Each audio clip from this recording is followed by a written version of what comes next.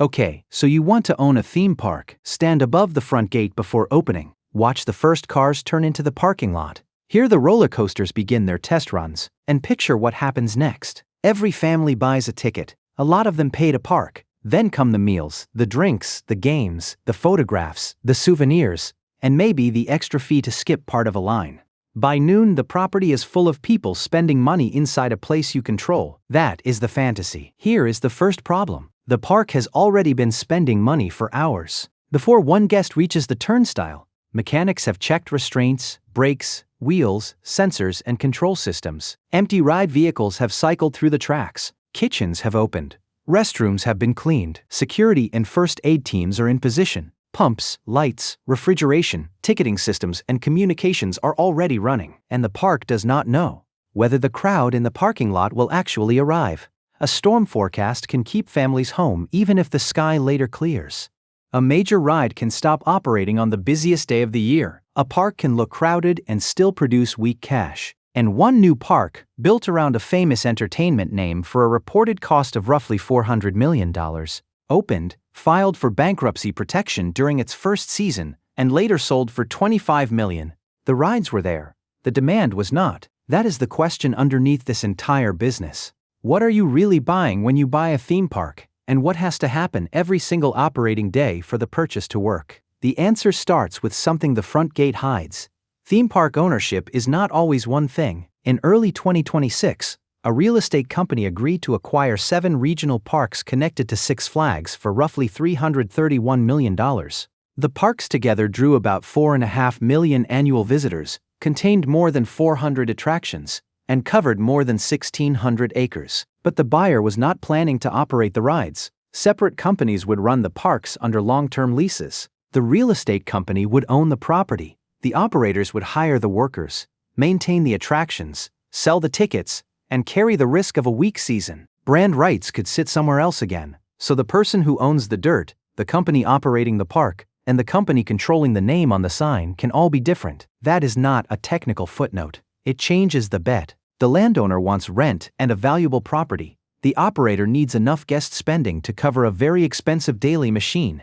The brand owner needs the park to protect the name people already recognize.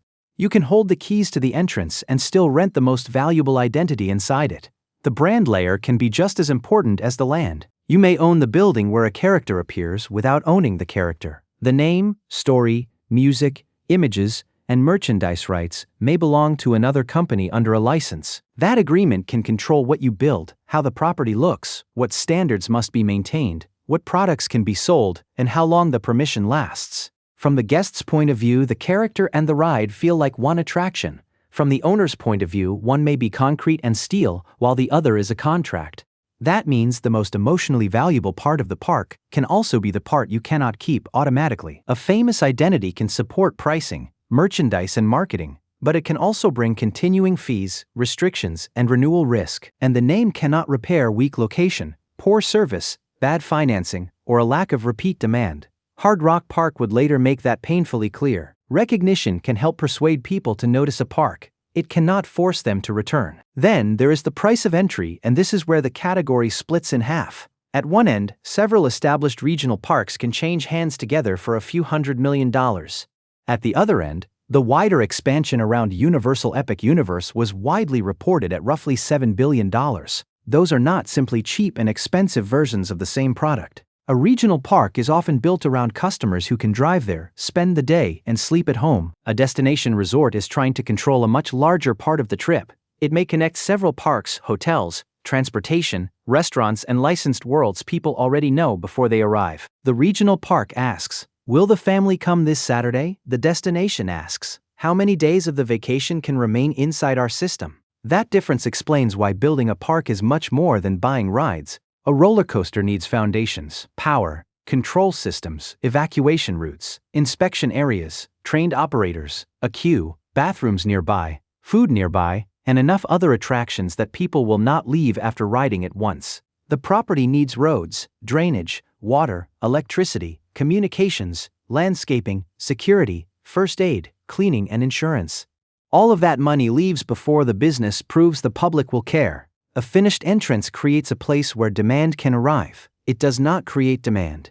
Hard Rock Park had a finished entrance, it had expensive attractions, it had a globally recognizable entertainment brand attached to the idea. It opened in Myrtle Beach in 2008, with a reported project cost of roughly $400 million.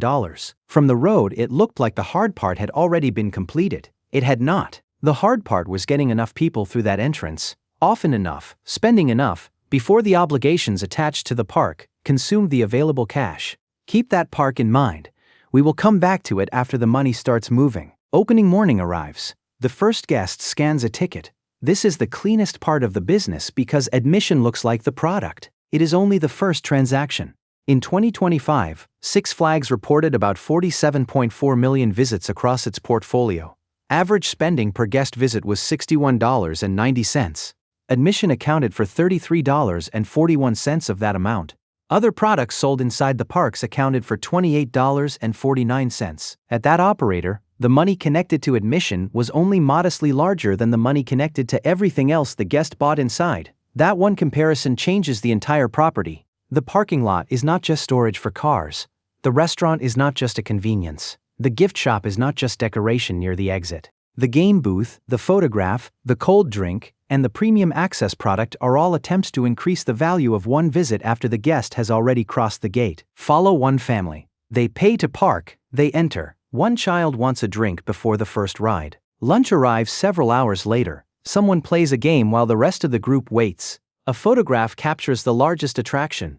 A souvenir becomes proof that the day happened. By the time the family leaves, the ticket may represent only part of what the park earned from them. The park is not merely trying to admit people, it is trying to keep them comfortable, interested, and present long enough for several purchases to become possible. Six Flags has identified length of stay as one factor affecting spending per guest. That is why hotels and surrounding amenities can matter even though they contain no major ride. They keep the customer close and extend the relationship.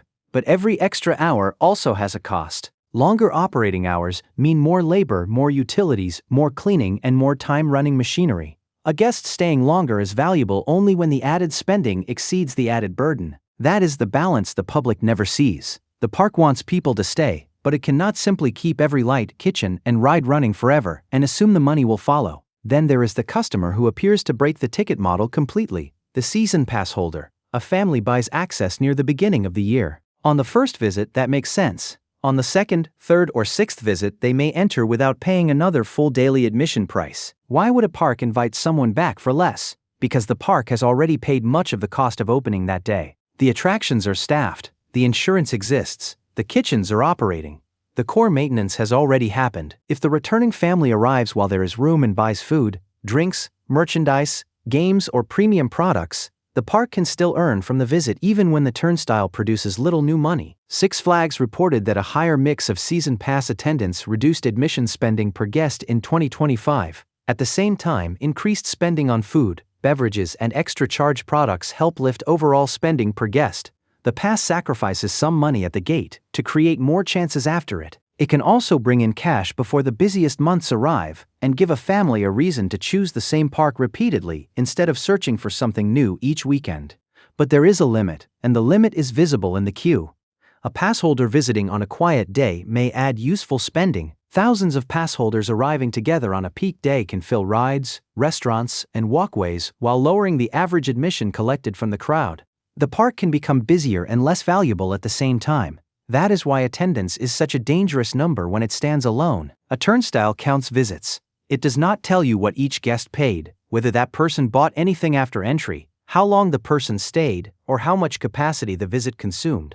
Disney reported that attendance at its domestic parks declined slightly in fiscal 2025 while spending per guest increased. Six Flags reported a quarter in which attendance fell significantly and spending per guest rose, yet adjusted EBITDA still declined. That does not mean fewer guests are better. It means a crowd is not a profit statement. Now return to the park before sunrise, because the strongest revenue system in the world still has to survive the cost of producing the day. A ride mechanic finds wear on a part during inspection. The attraction cannot open until the issue is resolved. The guest does not care whether the failure is cheap or expensive. The guest sees a closed ride. At the same time, food has already been delivered. Workers have arrived. Advertising for the day has already run. The insurance premium still exists. The lease or debt payment does not change. Electricity still reaches the property. security still covers the whole park, not just the crowded sections. Six Flags describes full-time labor, maintenance, insurance, advertising, utilities, and lease payments as costs that do not change significantly with attendance during a normal operating season. Some hourly labor can be adjusted. A food location can close early. Fewer ride vehicles can operate, but safety cannot shrink with the crowd. The quiet day still needs a functioning park, and the owner is not only paying to operate what already exists, the owner is paying to keep the park from becoming old. Attractions age in two different ways. First, they age physically. Paint fades, electronics become outdated, roofs, paving, drainage, control systems, and accessibility features need work. Parts wear down. Some parts become difficult to replace. Then they age in the customer's mind. The ride that once caused families to plan an entire visit eventually becomes the attraction they have already experienced. The park may still be safe and functional, but it is no longer new. Six Flags has said that regular attraction investment is important to attendance and revenue growth. Across its portfolio, the company estimated minimum annual maintenance and infrastructure capital needs of roughly $125 million to $150 million. Total capital expenditure in 2025 was nearly $480 million. Those are portfolio figures, not equal bills for every park. The lesson is that the construction never truly ends. The owner keeps paying for yesterday's excitement while trying to finance tomorrow's reason to visit. That creates one of the most uncomfortable decisions in the business. Spend heavily on a new attraction and hope it renews demand, or delay the spending, protect cash today, and risk making the park less compelling next season. Debt makes that choice harder. Six Flags reported more than $5 billion in net debt at the company level at the end of 2025. That debt does not belong evenly to every property, but it shows how many claims can sit between the guest's payment and money that is actually free for an owner to keep. The ticket sale has to support the operating day, then maintenance, then capital spending, then financing, then the next attraction that keeps the whole cycle alive. And now the calendar starts closing in. For Six Flags, roughly 70% of attendance and revenue in 2025 arrived during the second and third quarters. A few months carry most of the year. That makes a summer weekend more than a date on the schedule. It is inventory the park may never be able to replace. Imagine the owner on Friday night, looking at the forecast for one of the most valuable Saturdays of the season. Thunderstorms are expected. Families see the same forecast and make other plans. Saturday arrives. The storms move away. The rides can operate. The parking lot remains half empty. The workers are there. The food was prepared. The attractions were inspected. The insurance, utilities, financing, and maintenance obligations remain. The day passes anyway. Some guests may return later. Others may not. The replacement weekend has its own weather, its own crowd, and its own physical limit. The park cannot take the unused space from that Saturday and sell it in December. And this is the deepest economic truth in the entire business. The park's real inventory is guest days. One guest day is one limited chance to bring a person onto the property, keep that person there, earn from several purchases, and create enough satisfaction that the person wants to return. Every guest day expires at closing. Now the ticket, the restaurant, the season pass, the hotel, the weather forecast, the maintenance bay, and the new attraction all connect. The ticket begins the day. Food, merchandise, games, and premium products increase its value. The season pass creates more days from the same customer. A hotel can turn one visit into several days. A new attraction gives people a reason to choose those days again. Bad weather destroys some of them before they can be sold. Crowding can damage the value of a day even while the park appears successful. And debt keeps demanding payment after the day is gone. This is exactly why Hard Rock Park matters. The park opened with physical capacity for guests. It had rides, buildings, theming, and a recognizable name, but the expected guest days did not arrive at the level the financial structure needed. The wider financial crisis hurt discretionary spending and travel, but that was not the only pressure. The park still needed enough local and visiting demand, enough marketing reach, enough repeat interest, and enough cash to survive a weak beginning. The Wall Street Journal later reported that the park generated only about $20 million in ticket sales after opening. The park filed for bankruptcy protection in September of its first operating year. A bankruptcy judge later approved its sale for $25 million. The reported creation cost and the sale price do not necessarily cover the exact same set of assets in exactly the same way, but buyers were no longer valuing the dream that had been sold before opening. They were valuing the future guest days they believed the property could actually produce. That future looked far smaller. The park reopened under another name and still did not become a durable operation.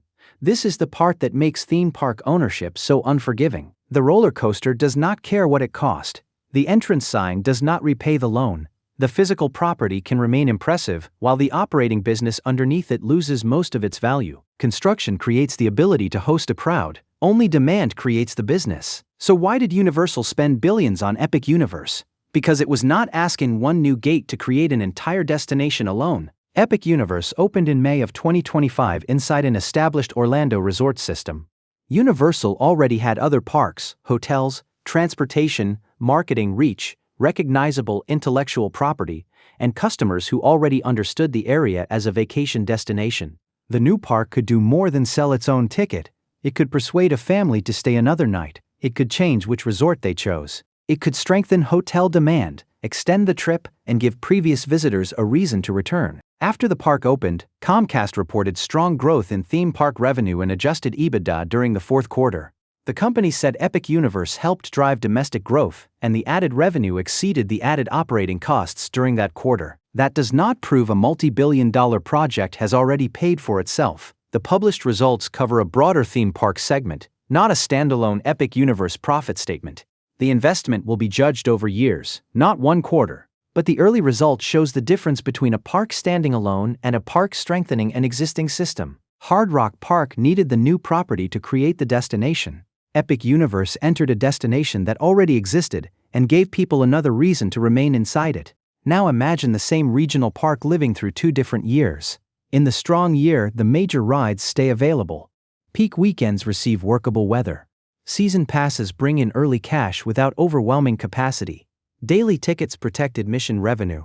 Families remain for meals, drinks, games, and merchandise. A new attraction gives local customers a reason to return.